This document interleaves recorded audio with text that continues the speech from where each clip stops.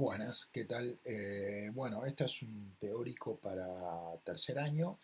El teórico este va a ser una especie de aclaración a las causas de la Primera Guerra Mundial que sostiene el libro. Entonces, este teórico va a ser también evaluado, ¿está bien? Por lo tanto, les voy a pedir por favor que lo asistan y que puedan tomar notas, además, porque después tienen que adosarlo a una explicación de las causas de la Primera Guerra Mundial. Entonces, bueno, un autor y político y estratega y diplomático llamado Henry Kissinger considera que la Primera Guerra Mundial, no solamente él, sino mucha gente además, pero vamos a hacer hincapié en la teoría de Kissinger, eh, él dice que la Primera Guerra Mundial sucede con la caída del equilibrio de poder europeo. ¿Dónde surge este criterio de equilibrio de poder europeo? Bueno, surge en el Congreso de Viena. ¿Recuerdan 1815? Waterloo, caída de Napoleón Bonaparte.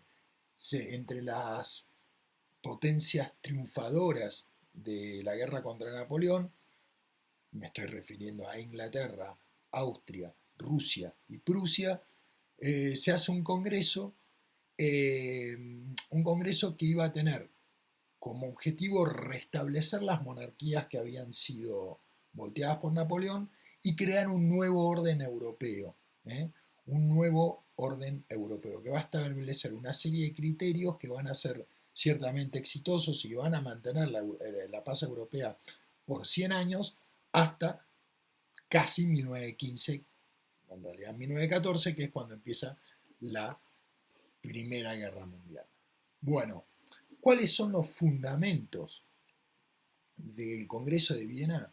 Los fundamentos de la paz, digamos, y cómo se va a generar esta paz por medio de un equilibrio de poder. Este es el concepto central que tenemos que entender del Congreso de Viena. Equilibrio de poder. Entonces, este equilibrio de poder va a tener cuatro fundamentos principales. El primero va a ser incluir a Francia en el Congreso. O sea, ya no van a ser Inglaterra, Rusia, Prusia y Austria nada más, que eran las potencias victoriosas, sino que además iban a incluir a Francia en el armado de este equilibrio de poder. ¿Para qué? Justamente para que haya equilibrio de poder, porque Francia era un factor importantísimo y era un estado muy fuerte en aquel momento, incluso después de la derrota napoleónica, por lo tanto era imposible de establecer un sistema, un orden europeo verosímil sin Francia. Por lo tanto, incluyeron a Francia. Este es el primer fundamento del equilibrio de poder. El segundo va a ser eh, mantener dividida a Europa Central, pero también lo suficientemente unida como para resistir a alguna especie de levantamiento francés, de un segundo levantamiento francés. Entonces, ¿qué va a pasar? No generar una Europa Central fuerte, es decir, una Europa Central homogénea que pueda llegar a generar un gran desequilibrio, pero sí alguna especie de armado que pueda frenar alguna especie de rebrote expansionista francés. ¿Qué fue lo que se terminó decidiendo? Bueno, se terminó generando una confederación germánica de estados principados germánicos nucleada o orbitando alrededor del principado más fuerte de los principados alemanes, que era Prusia. ¿eh? Que era evitar que se transforme en una gran masa, bueno, que todos los principados alemanes pasen a formar parte de Austria, por ejemplo. Eso hubiese sido generar un país superpoderoso que hubiese desequilibrado Europa. Entonces se terminó decidiendo formar esta confederación germana, que era una constelación de principados independientes que giraban en torno al principado más fuerte, que era Prusia. ¿eh? y que incluso Prusia fue uno de los principales protagonistas de la derrota de Napoleón Bonaparte. Por otro lado, se va a formar una triple alianza. ¿Qué es una triple alianza? Esta triple alianza, además de tener connotaciones religiosas, porque es una santa alianza, esta santa alianza va a incluir a Rusia, a Prusia y a Austria. ¿Qué va a tener como objetivos esta triple alianza? Bueno, en principio, frenar cualquier rebrote revolucionario, principalmente rebrote revolucionario francés. Entonces, esta triple alianza también se va a encargar de impedir que surjan potencias hegemónicas, ¿eh? Se va a encargar de mantener a raya el surgimiento de esos posibles países hegemónicos. ¿Eh? En cuarto lugar, lo que es muy importante es que Inglaterra se mantenga prescindente de los conflictos europeos, excepto cuando el equilibrio de poder esté en peligro, digamos. Entonces, la idea es que Inglaterra se va a mantener alejada del escenario europeo, se va a mantener, digamos, rigiendo el comercio internacional, la navegación ultramarina, pero dejando los asuntos de Europa para los europeos, excepto cuando el equilibrio de poder esté en peligro. Es decir, que si se hace muy fuerte Rusia, bueno, posiblemente Inglaterra vaya a intervenir en Europa para contrarrestar el poder de Rusia. Si se hace poderoso Austria, Inglaterra va a intervenir en el escenario europeo para contrarrestar el poder de Austria. Entonces, tenemos claros cuáles son los 4 fundamentos de la paz de Viena. El primero, incluir a Francia en cualquier armado europeo. El segundo, mantener el centro, las masas centrales de Europa divididas, ¿eh? Y al mismo tiempo formar una alianza, una santa alianza, digamos, una triple alianza entre Rusia, Austria y Prusia para mantener a raya cualquier rebrote revolucionario o proyecto hegemónico. Y por último, mantener prescindente, es decir, a Inglaterra fuera de los conflictos europeos. Bueno, esto funcionó, digamos, correctamente hasta 1848. ¿Qué quiere decir correctamente? Todos los movimientos revolucionarios y nacionalistas que surgieron en Europa fueron reprimidos exitosamente por la Santa Alianza. Al mismo tiempo, fue exitoso también porque operó bastante bien el equilibrio de poder. No surgió ninguna nación hegemónica tratando de usurpar las jurisdicciones de otros, ni mucho menos. ¿Está bien? Pero de 1848, que hubo una revolución muy importante, recuerdan que si bien fue reprimida, quedó en la memoria europea como un hecho determinante. Luego de 1848, este equilibrio de poder empezó a sufrir una serie de desgastes. Principalmente, ¿por qué? Bueno, por el nacionalismo en cierta parte. ¿Qué era el nacionalismo? Nosotros vimos dos corrientes del nacionalismo. El nacionalismo iluminista, que decía que una nación es un grupo de personas unidas en un contrato, y la romántica.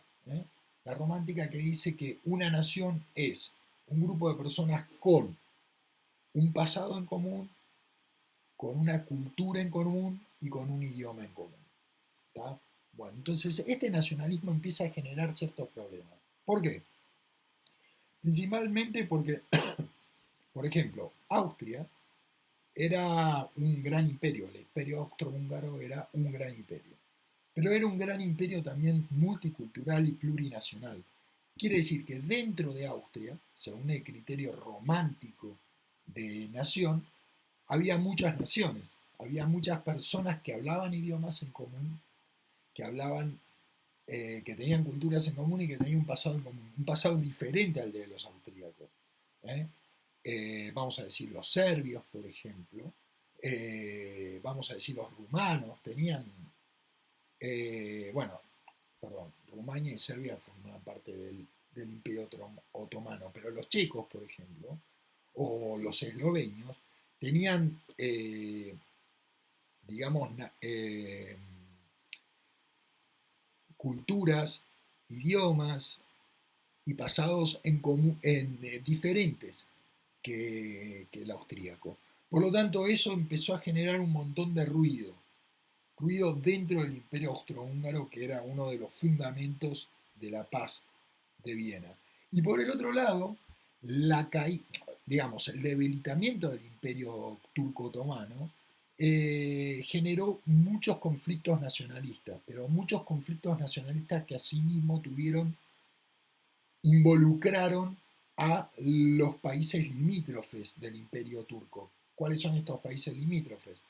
Rusia, por un lado, y Austria por el otro. Es decir, que entre Rusia y Austria va a empezar a haber problemas.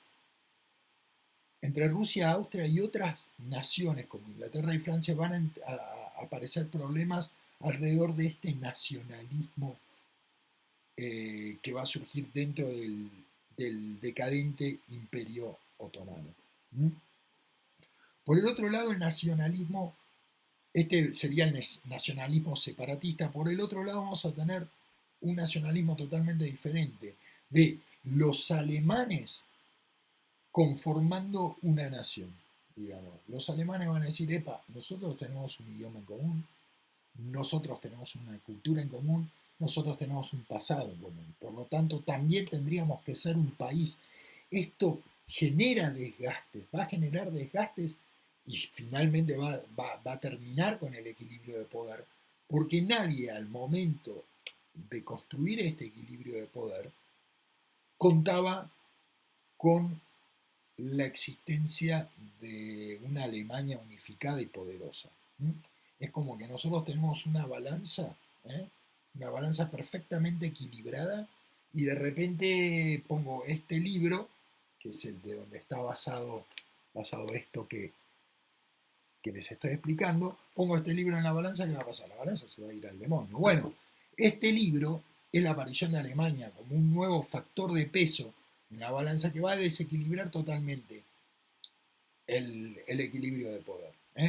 Entonces, antes de seguir, yo les expliqué cuáles son los fundamentos de este equilibrio de poder, pero les voy a tratar de dar una especie de ejemplo de cómo funcionaba.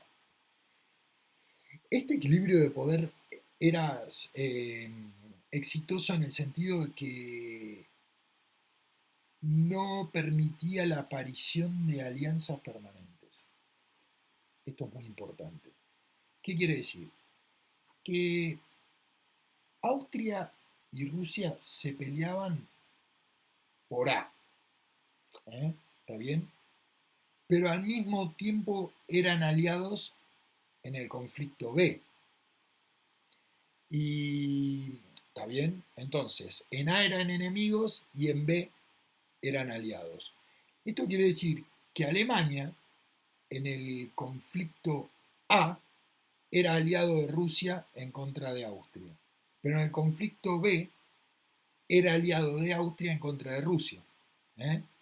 Al mismo tiempo, Rusia y Francia eran aliados en el conflicto C, mientras que en el conflicto D eran enemigos y Rusia era aliado de Alemania. Bueno, así sucesivamente, digamos, había una serie de conflictos entrecruzados que impedían que se formen alianzas permanentes. Vamos a ver que la conformación de estas alianzas permanentes tiene que ver con la extinción total de este equilibrio y el inicio de la Segunda Guerra Mundial, de la Primera Guerra Mundial. Entonces, vamos a tener cierto desgaste, ¿no? Por un lado el nacionalismo, que ya vimos, ¿por qué? Primero porque comienza a conformar lo que va a ser más tarde el Imperio Alemán. Por el otro lado, va a generarle muchos conflictos internos a Austria y lo va a debilitar y lo va a poner en problemas. Y al mismo tiempo, otro desgaste que sufrió a lo largo del siglo XIX este equilibrio de poder fue la Guerra de Crimea. ¿Qué es la Guerra de Crimea? La Guerra de Crimea nosotros sabemos que existía el Imperio Turco Otomano. el Imperio Turco Otomano va a sufrir un desgaste y un debilitamiento muy importante durante el siglo XIX. Eh, el, entonces, ¿qué empezó? A tener un fuerte desgaste y los cuervos que están alrededor, que van a ser principalmente Austria y Rusia, van a querer influir sobre estas masas huérfanas que van a empezar a quedar huérfanas del Imperio Otomano. Entonces, esa intención de Rusia de influir principalmente sobre los cristianos que vivían dentro del Imperio Otomano es visto como una amenaza para Inglaterra y para Francia. Entonces, se dan cuenta cómo el equilibrio de poder se activa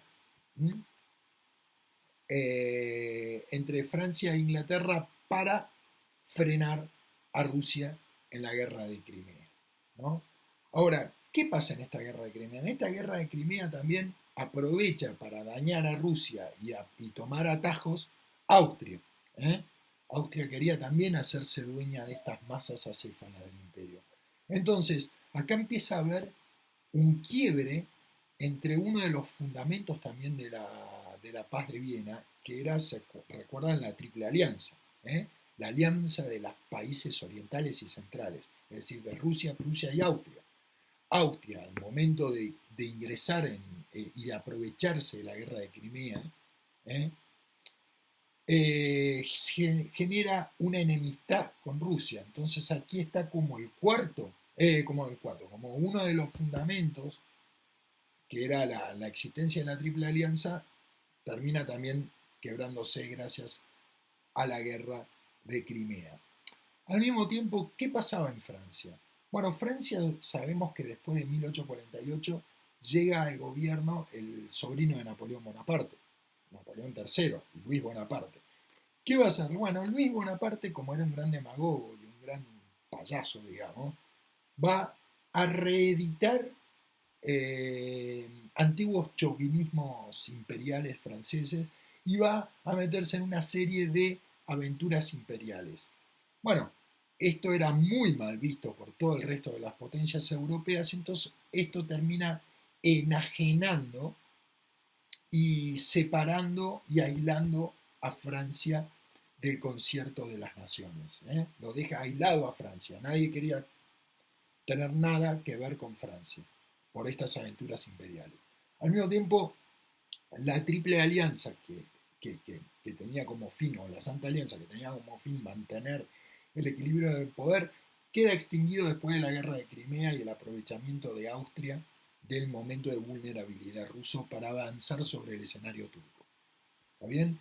Entonces esto pone en problemas a la Triple Alianza y al mismo tiempo aísla a Francia. ¿eh? Esta circunstancia, el fin de la Triple Alianza y el aislamiento de Francia, es aprovechado ¿por quién? Por Prusia. Por Prusia y por su principal cerebro, que era Bismarck, que empiezan a avanzar sobre el proceso de unificación alemana.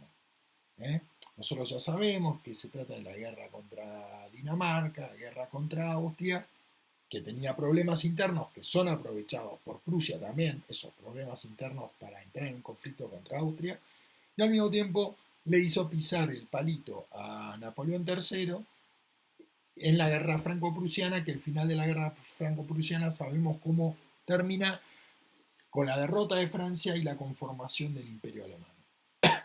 La aparición de Alemania como un país dominante fue el fin del equilibrio de poder. Como yo le dije, la balanza estaba así, estaba ya con ciertos problemas, pero ya definitivamente agregué este libro y cayó finalmente el equilibrio de poder.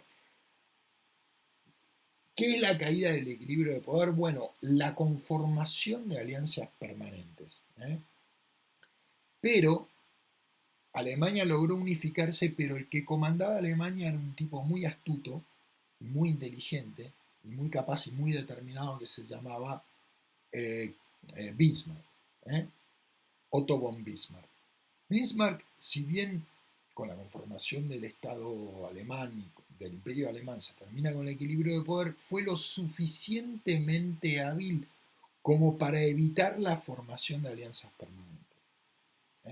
Por lo tanto, si bien oficialmente el equilibrio de poder termina en 1871, hasta 1890 no se formaron coaliciones permanentes. ¿Esto qué quiere decir?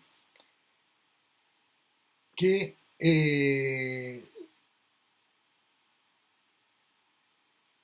hábilmente Bismarck fue tejiendo una serie de alianzas por aspectos puntuales. O sea, yo voy a estar en contra de Francia por Alsacia y Lorena, pero voy a estar a favor de Francia en un enfrentamiento de Rusia por otro problema. ¿eh? Voy a ser enemigo de Austria en tal problema, pero, o sea, Bismarck siguió manteniendo hábilmente el equilibrio de poder, aunque ya estaba extinto, digamos. ¿eh?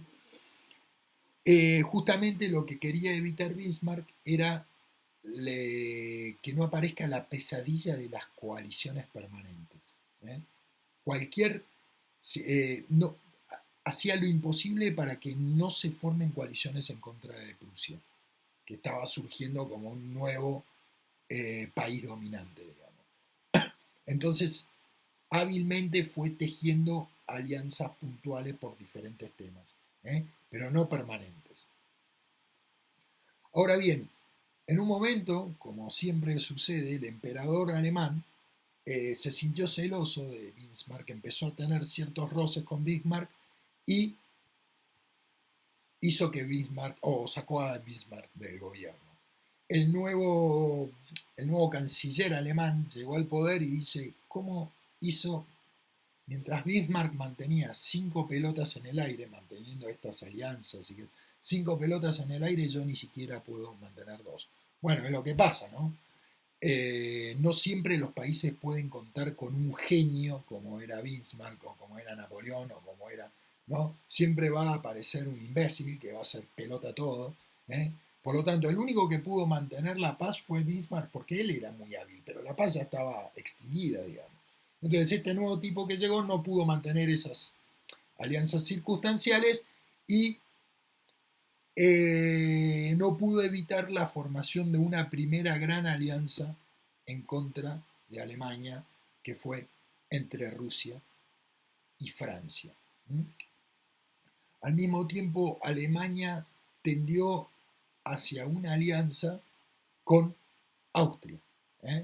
Bien, entonces, por un lado se empezaron a formar estas alianzas permanentes que significan el fin del equilibrio europeo entre Austria y Alemania y entre Francia y Rusia.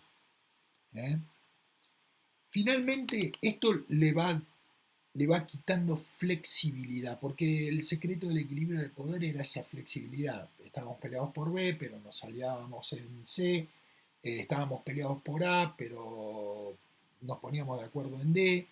Digamos, eso le daba flexibilidad, que era una de las atribuciones principales del equilibrio de poder. Y con estas alianzas permanentes el sistema empezó a perder flexibilidad. Y finalmente la balanza se termina de ir al demonio, digamos, cuando Inglaterra entra en uno de estos bandos permanentes. Vamos a primero ver por qué Inglaterra entra y después vamos a ver en qué bando entra.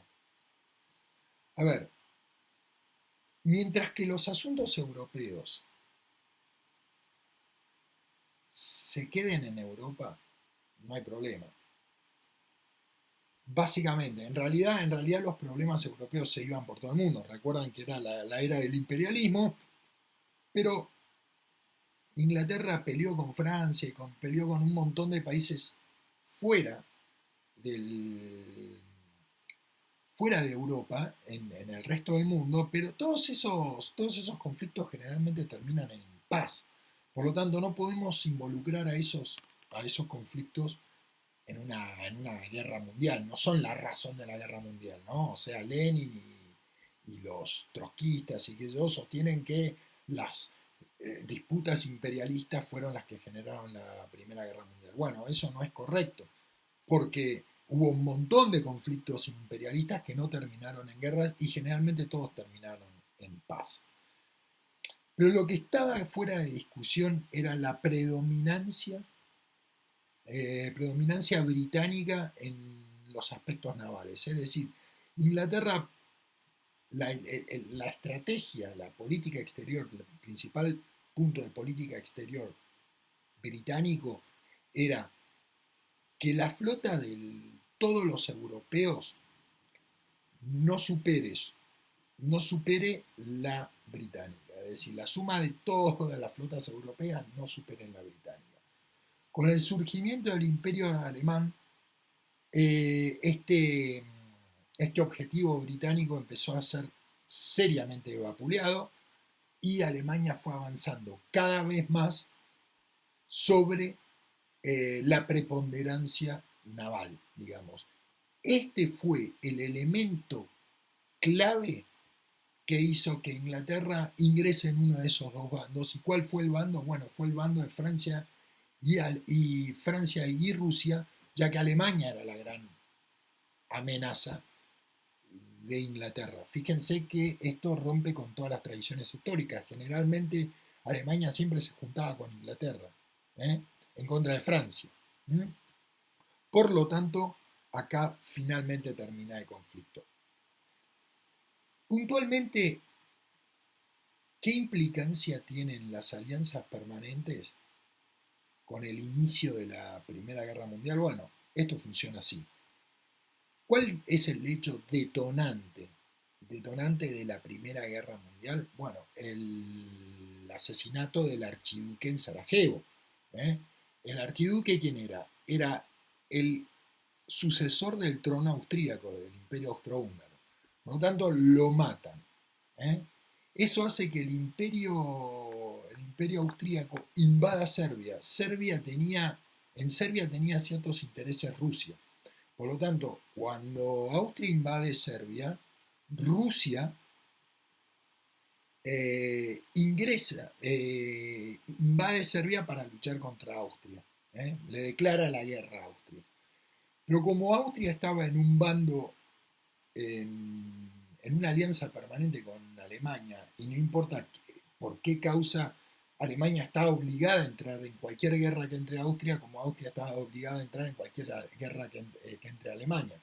Por lo tanto, Alemania tuvo que iniciarle la guerra obligatoriamente a Rusia, pese a que por ahí no le importaba demasiado lo que pasaba en Serbia, digamos, pero tenía que entrar porque estaba aliada con Austria.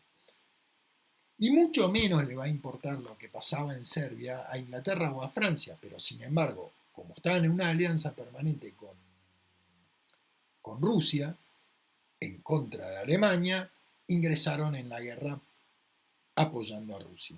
Y así fue como la Primera Guerra Mundial fue absolutamente indetenible por este sistema de alianzas permanentes. Justamente este sistema de alianzas permanentes es lo que trató de evitar el equilibrio de poder. Y es lo que trató de evitar el Congreso de Viena. Extinguido ese equilibrio de poder y aparecían las grandes coaliciones permanentes, fue el fin de la paz que se había logrado gracias a ese equilibrio de poder. Bueno, entonces, de vuelta les digo, este teórico que les estoy dando es un anexo a las causas de la Primera Guerra Mundial que ustedes van a tener que poder usar en el examen escrito que les voy a tomar cuando terminen las clases, si no es que lo tengo que tomar antes, ya sea de otra forma, veremos, si la cuarentena se sigue, digamos, extendiendo. Bueno, muchísimas gracias, nos vemos, estudien, sigan trabajando. Por las dudas, es muy difícil, yo traté de encontrar este libro, pero es muy, muy difícil de encontrar para bajar en PDF, pero traten de ver si lo pueden encontrar. Principalmente lo que acabamos de ver es el capítulo 2 de este libro. A ver, el capítulo 2. Sí, el capítulo 2 de la página 69 a la página 90. De la 69 a la 90 está todo lo que acabamos de ver en este teórico. Bueno, muchísimas gracias, nos vemos.